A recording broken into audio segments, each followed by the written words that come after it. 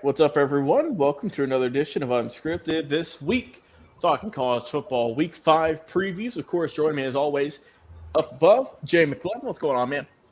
Hey, I'm doing well, Logan. I'm doing well. Like we said in pregame, it's so nice to see the Astros are hopefully going to be in this playoffs and not get booted out. It's great to see your boy Acuna over there creating his own category.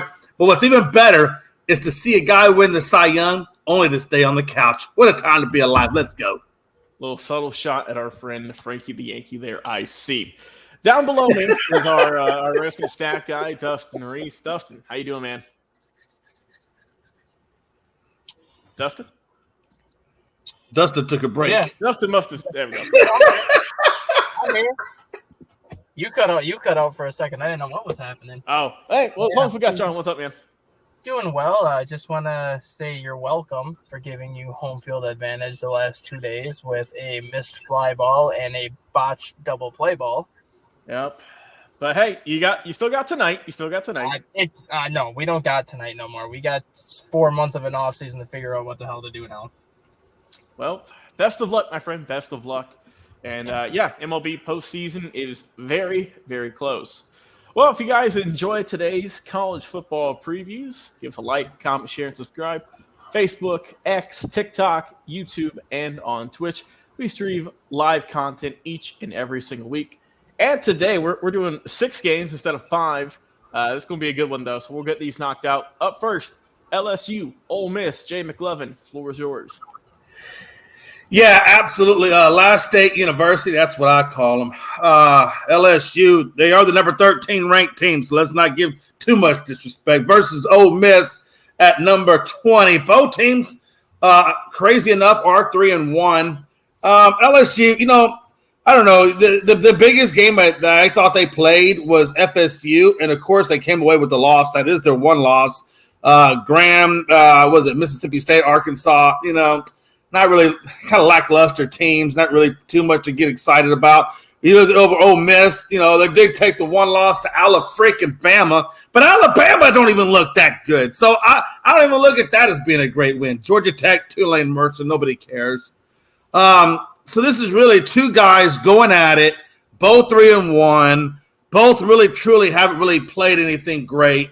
I look at this as the advantage going to LSU simply because of Daniels at quarterback, 1269, 12 and 2 picks versus Dart at 1096, 7 and 2 picks. I think it's about the QBs, honestly, at this point. LSU, I don't know, man. If you look at the yards they've given, it's 530 to 470. So LSU is 530 yards of offense versus Ole Miss is 470. That seems to be kind of a big thing. Both defenses have given up around 360 yards. So both defenses are kind of similar. The only thing is I think the advantage goes to LSU on offense, quarterback, running back, however you want to look at it. LSU defense has 9 sacks, 4 picks, and 2 forced fumbles. To Ole Miss's 14 sacks, 3 picks. I think, and I hope I say his name right, the defensive end for Ole Miss, Aku and linebacker Perkins have got to get to Daniels often and early if they want to pull off the win. But because I think offense of LSU is the deciding factor here, I'm going to go LSU 28-14 of Ole Miss. All right, Dustin, who do you think is going to win this game? Well, this is ultimately going to come down to a battle of the quarterbacks, I think, where you got Jaden Daniels against Jackson Dart. Jackson Dart has been pretty much the offense for Ole Miss this year. He's got almost 1,100 yards passing with 7 touchdowns. He's also the team's leading rusher with 219 yards on the ground and 3 touchdowns, which goes to show you how kind of poor the Ole Miss rushing attack is when your quarterback is the leading rusher with only 219 yards. And then you got a guy like Jaden Daniels who very quietly has not been talked about enough in college football this year for the numbers that he's put up so far. And I think that a big reason for that is when you look at college football, how many great quarterbacks the league has this year. But Jaden Daniels is completing over 73% of his passes. He's got 1,296 yards, 12 touchdowns, and 2 interceptions already, which is probably the best that he's played at any point in his college career. Malik Neighbors is his go-to wide receiver with 523 yards and 5 touchdowns. And every year you have Ole Miss that always seems to get off to a great start. And then once you get to SEC play, they have kind of that 2 or 3 game stretch where they'll lose 2 or 3 games. And then they'll end the season strong. And the same thing with LSU. They typically get off to a good start, kind of hit like a little rough patch in the middle of the season before finishing strong. I think LSU's just got too much talent in this one for Ole Miss just because Brian Kelly knows how to recruit. He knows how to bring in a lot of players. And Lane Kiffin is a good head coach, but he has not gotten the same recruits as some of these other teams in the SEC has been able to do yet. I like LSU 31-20. All right. Yeah, I feel this is going to be a good matchup overall, but I'm going to give the slight edge to LSU in this matchup. Give me LSU 28 and give me Ole Miss 21 in this ball game. I think it's going to be a really good game. Get played on Saturday at 6 o'clock Eastern time. All right, USC, Colorado. Duff, to let you kick things off here, is it going to be kind of another trouncing of Colorado like we saw last week, or will the Buffaloes have a little bit of a fight back this week?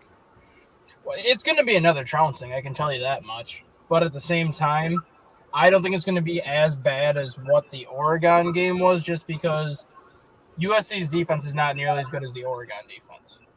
So Colorado, I think, is going to be able to score points against USC a little bit easier than what they were able to do against Oregon. But then again, USC has a better offense than what Oregon's offense is, so USC is also going to be able to put up plenty of points in this one. Everyone's Heisman favorite at this point is Caleb Williams, and when you have 1,200 yards passing and 15 touchdowns through 4 games, you can see why. He's not my favorite to win the Heisman at this point, which everyone's going to know who my favorite to win the Heisman is later on this episode anyways. But USC is just USC. They were my pick to win the Pac-12 when the season started. And when you look at them going from the Pac-12 to the Big Ten starting next year, I think this is kind of their swan song in the Pac-12 where they're going to be like, we came into the Pac-12 as one of the best programs here. We're going to leave the Pac-12 as one of the best programs. And I think USC is going to win 56-27. All right. Jay McClellan? Yeah, I see this a little bit differently. I think this absolutely will be a trouncing, and I don't even think it's going to be close. Number 8, USC versus Colorado, 3-1 versus a 4-0. I got this 40-10.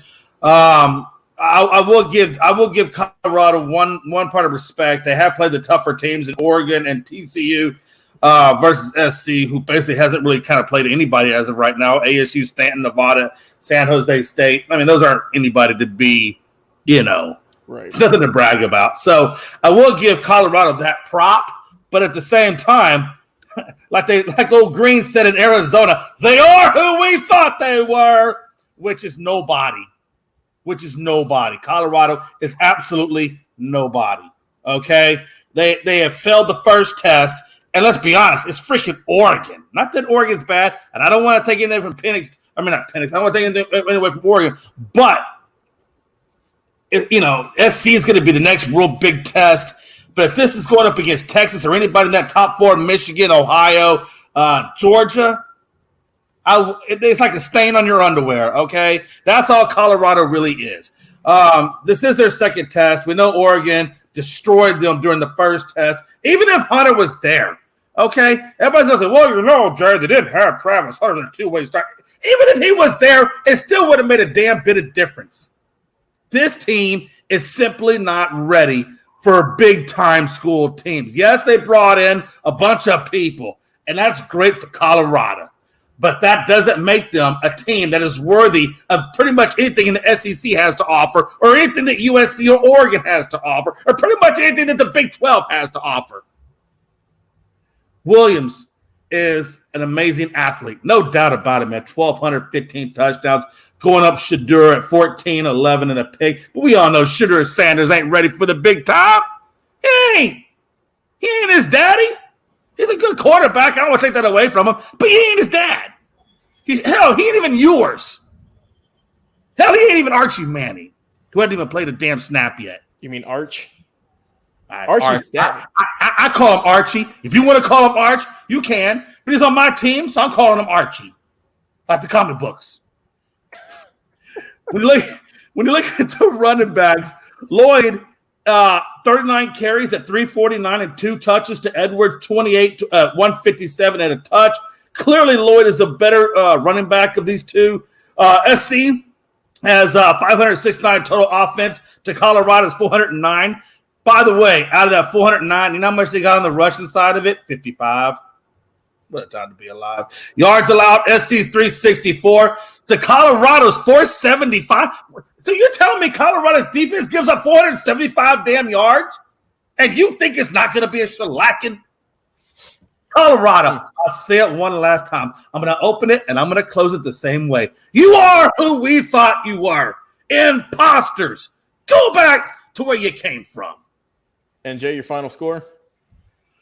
I get it at the beginning, but I'll reiterate it. 40-10. And I say 10 only because I think SC puts their second squad after the halftime. 40-10. Does anybody else find it weird that this game's at 10 a.m. Colorado time? Yeah, that is kind of odd. I wonder why. I'm not sure. You know, I didn't even think about that until you just brought that up. I got to wake up even early. No. No, for me, I mean, you guys done reiterated those points. Colorado's offensive line and rushing attack is non-existent. That has shown every week, especially last week. I mean, you're 4 games into the season. You've been sacked 22 times. You've only ran the ball for, barely over 200 yards. Yeah, that ain't nothing. So give me the Trojans getting the easy win in this one. Give me USC. Yeah, I'll go USC 48. I'll give Colorado 14. I'll be generous. So. Oh, that is being generous, Logan. That's being. Well, I gave him 14. You gave. I'd say Dustin. How many did you give him again? I said 56-27. Okay, yeah. So Dustin, Dustin, what were you thinking? Because USC's defense is prone to give up. It's not as good. Plays. It is not as good. That is true. But like I said, I mean, look, we're all in agreement here. The Trojans getting the easy win in this one. Scores. I mean, hey, we just saying just cuts. All right. Big SEC rivalry now, going Georgia-Auburn. All right, let's go, Jay. You can start things with this one. Who's going to stay on top, or is Auburn going to pull off the upset? Well, I tell you, hey, Logan, this is really your team. This is UGA. This is your neck of the woods, Bubba. Number one, UGA right now is 4-0 to Auburn 3-1. I got this. I'm going to go ahead and get a score early. I got it 45-14 Georgia. I don't really even think it might not even be that close. Now, I will say this, and I said this when we first started doing college previews, that I said to you, Georgia has a really soft schedule. And we all know Georgia has a soft schedule. I mean, look, their first 4 opponents is UAB, South Carolina, Ball, and UTM. I don't know who the hell UTM. Doesn't even matter. Tennessee Martin. Hey. I said it didn't matter. Yes, it does matter. Tennessee Martin is a very important school in the Tennessee community. Do not be hating. Hey, listen. No, let me tell you. There ain't but 2 schools that matter in Tennessee. Tennessee and Austin Peay. Don't worry about it. Don't worry about it. That's okay. Look, Auburn, I will give Auburn this. They have played the tougher schedule in Texas A&M. Now, they did lose that game 27-10, and I really expected them to lose that game. And then they went to play Sam. I don't know who the hell Sam is. Don't even care. Then they went on to play Cal and UMass. Again, teams that really, quite honestly, don't matter, aren't going to pop up on anybody's radar that's going to care. Okay? So I look at this as Georgia and that quarterback in Beck, not to be confused with the band Beck, but I do expect to hear the song Loser being played quite often to Auburn. He had 1148, 6-1 to Thorns Paltry, 561, 4 touchdowns, and 3 picks. That kind of right there, just telling you the quarterback stats alone tells you everything you need to know how this game's going to turn out. But if you want to go a little further, we can look at the running backs. Edwards, 32 to 184, 3 touchdowns, 2. I don't even know who that dude's name is on their running back side. But, that's right. It was Thorne. 31, 143, and 1. Jeez Louise, man. 496 is what total offense Georgia has as of right now to Auburn's 371. You can look at the yards allowed, which is actually the one bright spot for Auburn, is the fact that they gave up 298 to Georgia's 282. So quite honestly, the defenses are pretty complimentary. I think it's going to be that offense, just like LSU, it's going to be the offense that's going to be the difference maker. And I'm giving that to Beck every day times 10. Now, you can say UGA's defense has 5 sacks, 7 picks, and a defensive touchdown, but then you can also say that Auburn's defense has 10 sacks, 5 picks, and 1 touchdown. So, again, very, very extremely similar in defenses. You can look at the linebackers of Auburn and Riley, Harris, and Asante. Each have 2 sacks apiece, and that's where the difference is. Those linebackers, that defensive lineman, got to get pressure on Beck early and often because that is UGA's strength, is Beck. And if you can get it to him early and put some sacks on him, then Auburn just might have a similar chance to do something. But ultimately, I don't think it's going to be enough. UGA 45-14. All right, Dustin. Well, kind of what you just said, Jay, about the defenses. The reason why both of these defenses are so good is because they play 3 cupcake teams every year to begin the season. Which is why the SEC has one of the worst. Historically speaking, the SEC plays the worst non-conference schedule in the country, and it's not even close. At least the Big Ten and the Pac-12 go out of their conference to play competitive teams. The SEC schedules themselves for the easiest teams just because they just want to try to score as many points possible those first 3 games to get national recognition. Like, oh, the SEC is such a tough conference, yada, yada, yada. Well, when you play teams like Sanford and Tennessee Martin, I would hope you can beat the piss out of them because they don't stand a chance against you. But getting back to this game, Georgia has had moments where they've looked like the Georgia of old, but they've also had moments where they have not played very well, which the South Carolina SEC opener was a clear indication of that when they beat South Carolina 24-14, and South Carolina pretty much gave the Bulldogs everything they could handle the first 2.5 quarters. Then you look at Auburn, who's got a new head coach this year in Hugh Freeze, who is coming from a Liberty program where he basically built from the ground up and turned Liberty into a very good top 25 caliber team when he was there. And Hugh Freeze got off to a great start until the conference opener last week for them against Texas A&M, and then he kind of had his rude awakening as to how tough the SEC is as opposed to the league that Liberty plays in. Everyone in the world is going to pick Georgia in this game because Georgia hasn't lost in basically 2 years. I'm going to go the upset. I'm going 28-27 Auburn. I think Hugh Freeze leaves his mark on the Auburn program with this week's win. Wow, okay. Well, Dustin, you went out with a bold prediction. Jay, I'm going to go back on your side, my friend. Give me Georgia winning this game. Go Georgia 34. I'll go Auburn 28. I think Auburn's going to put up a good fight. They're a solid-looking team. And for Georgia, they come out the gates slow in the first half. We've seen this year.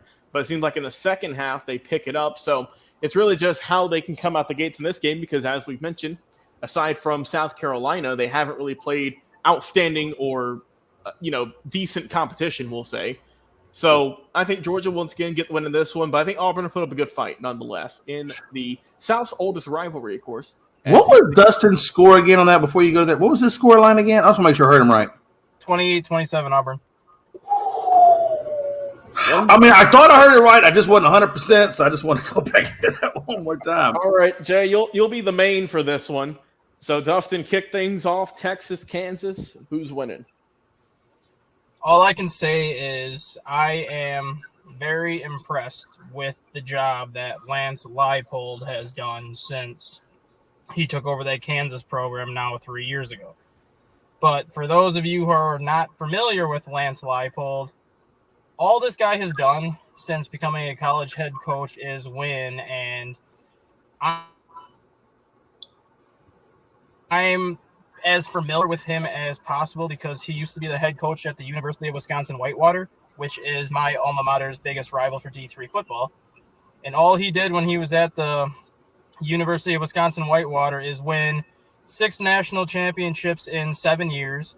He went 108-5 as a head coach at Whitewater, including 34-1 in the Division III playoffs. And then he goes to the University of Buffalo and gives Buffalo 3 consecutive winning seasons. And now he's 12-17 at Kansas, but that included a 6-6 season last year and then the start that he's gotten off to this year. So obviously Lance Leipold has proven that you can be a great head coach even if you start at a small program like the University of Wisconsin-Whitewater. And Kansas is close. Kansas is getting the recruits now that they've never had before because people like to play for Lance Leipold and people want to play for Lance Leipold, and you're starting to see kind of the team that he's had all his entire tenure as a head coach. But Texas is just a different ballgame for them. This is one of those teams that if you want to be considered serious contenders in the Big 12, Texas and Oklahoma are the 2 teams that you need to get past.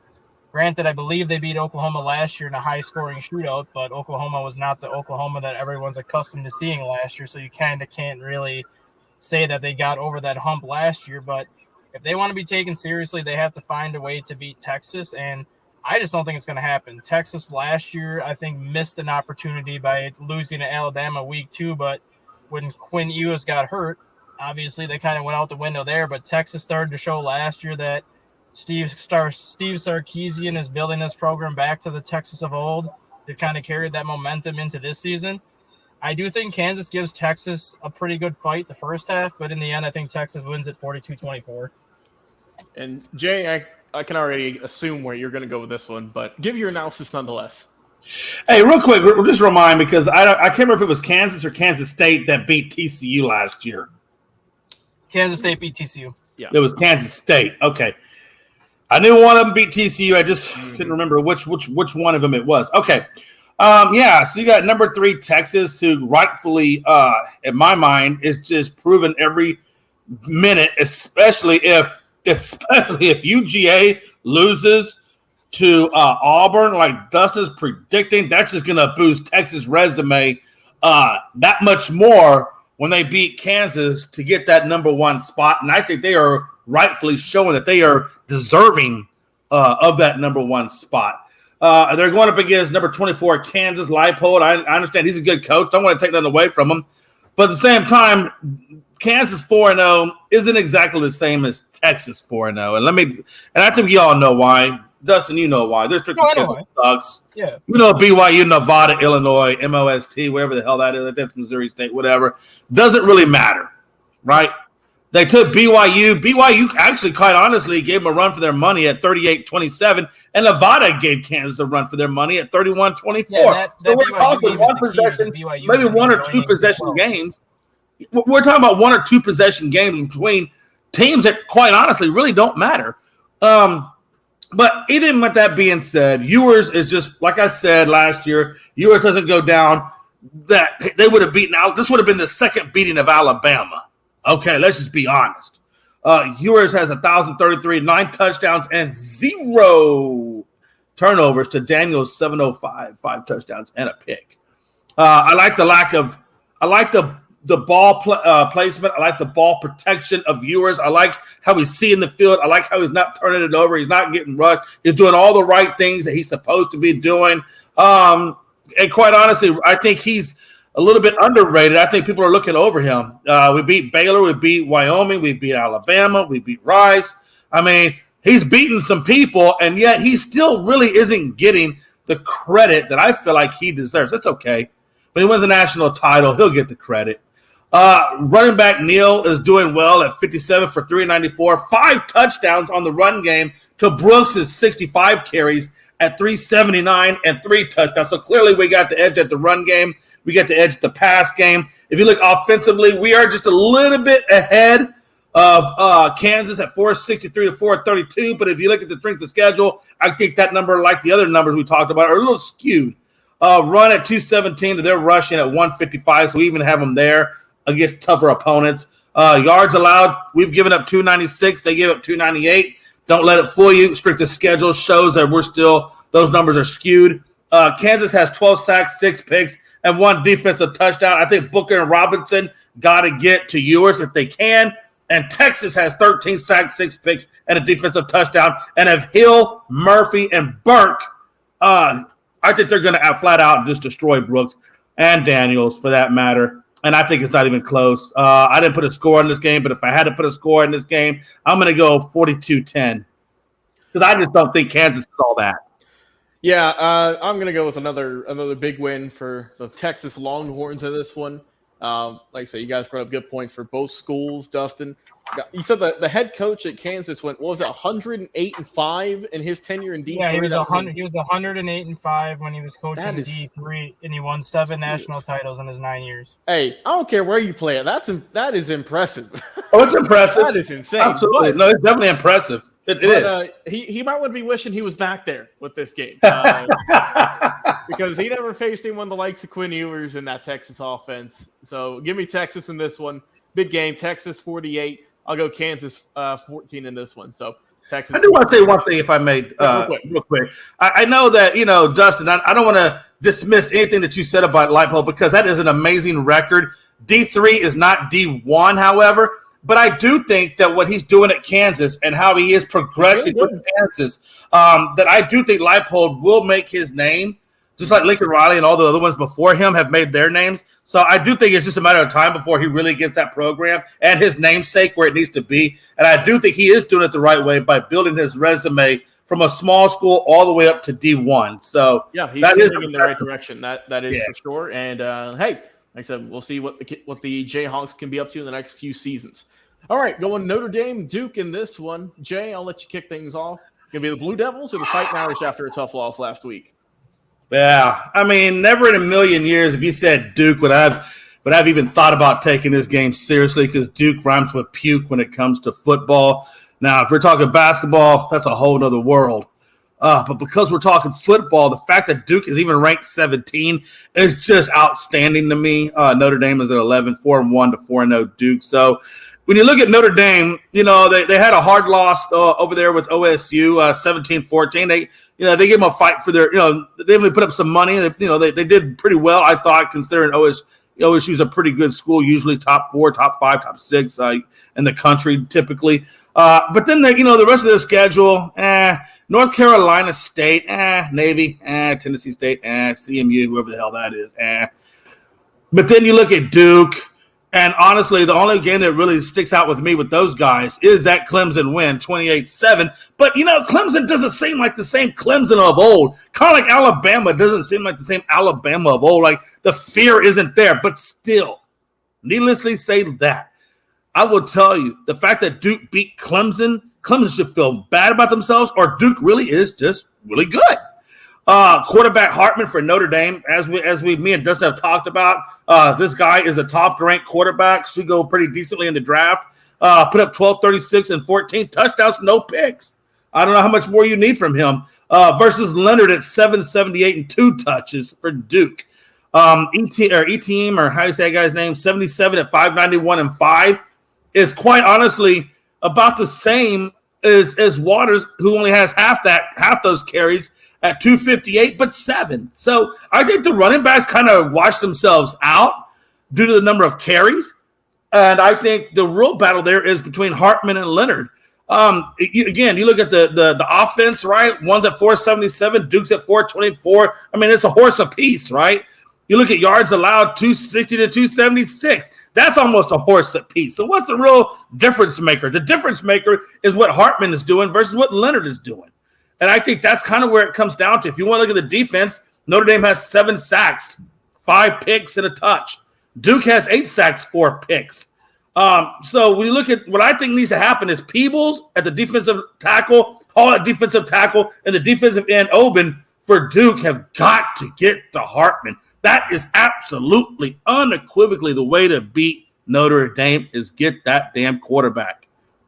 So for that, I think I put that score at what's another score I didn't write down. But if I had to put a score, I'm going to put it at 35-14, and I think it's just going to be Notre Dame. All right, Dustin, who's winning? Well, my early season prediction for Coach of the Year at this point has got to go to Mike Elko right now at Duke, obviously. Mike Elko was previously the defensive coordinator for Texas A&M back when Texas A&M was a top 5 team a couple of years ago, and now we've kind of seen where Texas A&M is gone after Mike Elko has left, and in 2 years with Notre Dame, he went 8-4 last year in his first year as head coach, and now he's 4-0 this year.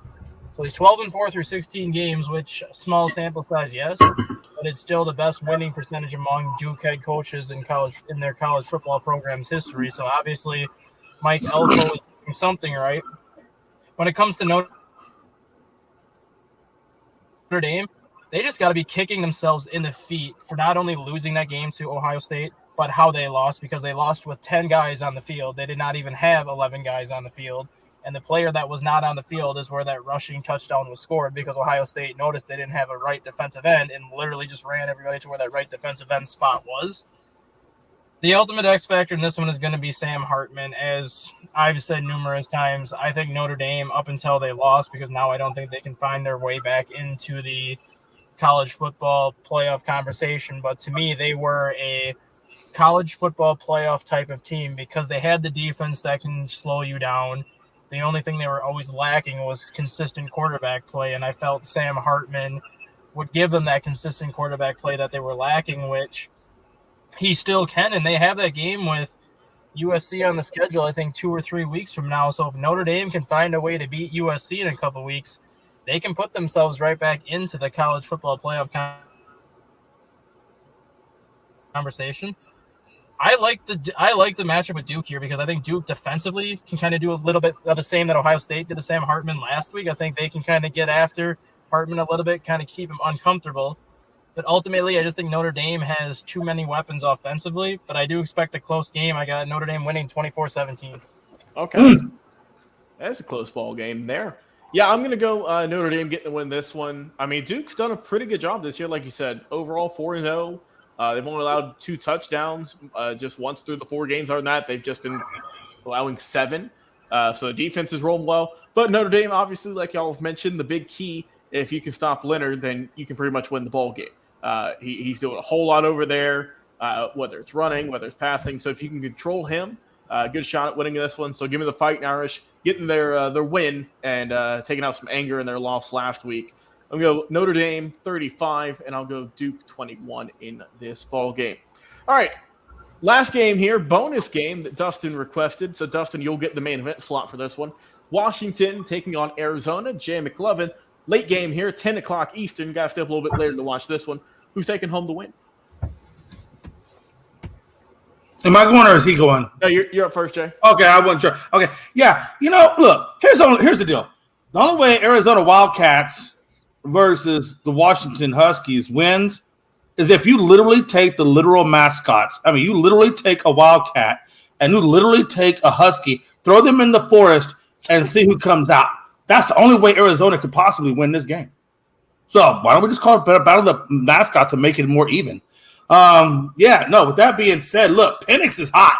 When I say this boy is hot, I mean, he is hot. I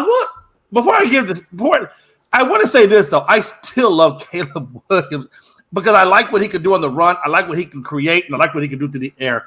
That's the only thing about Penix I'm not 100% sold on. If I was drafting, that would be my 100% concerns. I'd have to really look at these guys under a damn microscope to really figure out which one I want to take because they are 2 different types of guys at that position. However, in a comma, that is not what we're talking about. We are talking about this game specifically, and when you look at what Penix is doing, it's just absurd. 103 out of 138.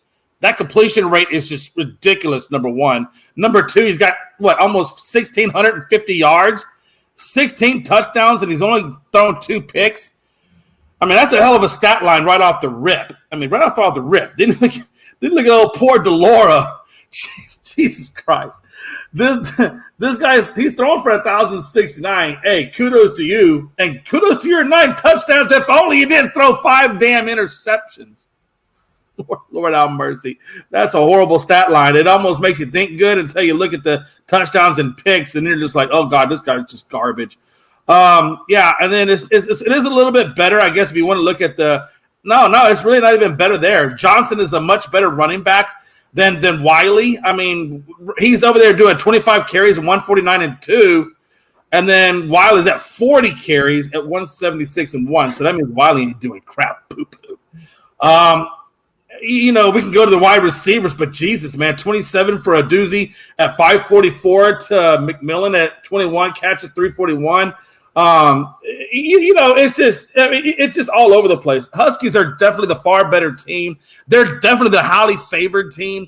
If Arizona pulls this out, it would absolutely unequivocally be an upset by the masses. I will say this. When you look at the teams, though, I'm not really impressed with Washington and who they played. Cal State, Michigan, Tulsa, I think it is, Boise. That's really nobody's. And then you look at Arizona, and Arizona played what? Stanford, UTEP, Mississippi State, Nassau, I guess it's who NAU is, I'm guessing. Really nobody on their sides either. So really you can look at their opponents and just throw them both out the damn window at this point. But I think Penix is, and that running back for Washington is way too much for what Arizona Wildcats could possibly withstand. And for that reason, I'm going Washington over Arizona. And I'm going to say, I'm going to say 28-14. No, not even that. I don't even think they get that. I'm going to say 28-7. I think it's a rout. All right, Dustin, go ahead. This is the precursor for the main event in 2 weeks. Arizona gets Washington this week. Washington does not play next week. USC gets Arizona next week. And then USC faces Washington 2 weeks from now. So this is the precursor to the main event in the Pac-12 because that USC versus Washington game in 2 weeks is going to determine who the Pac-12 champion is. Yes. I'm going to say, if you have not watched Michael Penix play at any point since he left Indiana and joined this Washington Huskies team, drink a little bit of coffee, stay up a little bit later this Saturday, and watch Michael Penix play. The numbers that he is putting up right now, granted, I'm not sure if he can keep this pace up all season, but if he keeps the pace up all season that he's on right now, he is going to shatter every single collegiate passing record for a single season by a quarterback. He's on pace to break the yards record by 446 yards.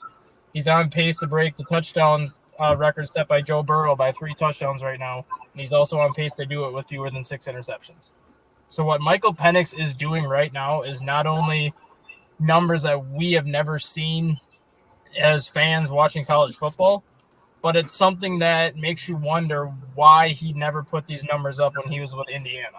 Because he's not doing anything different than what he did in Indiana. He's still a pocket passer. He still does what he did. It's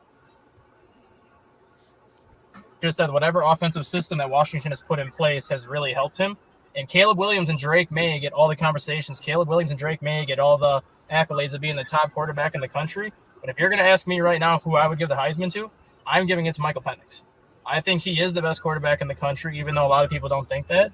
And the best part of his game, which nobody talks about, is he throws the best deep ball I have ever seen. And this is going off of any quarterback that I've ever watched play in the NFL. This is going off of any quarterback that I've ever seen play college football. Michael Penix's deep ball is pretty. And every single deep ball that he throws hits his wide receiver in stride. And if he does miss him, it's an overthrow. It's not an underthrow. Michael Penix is legitimately, to me, the best quarterback in the country.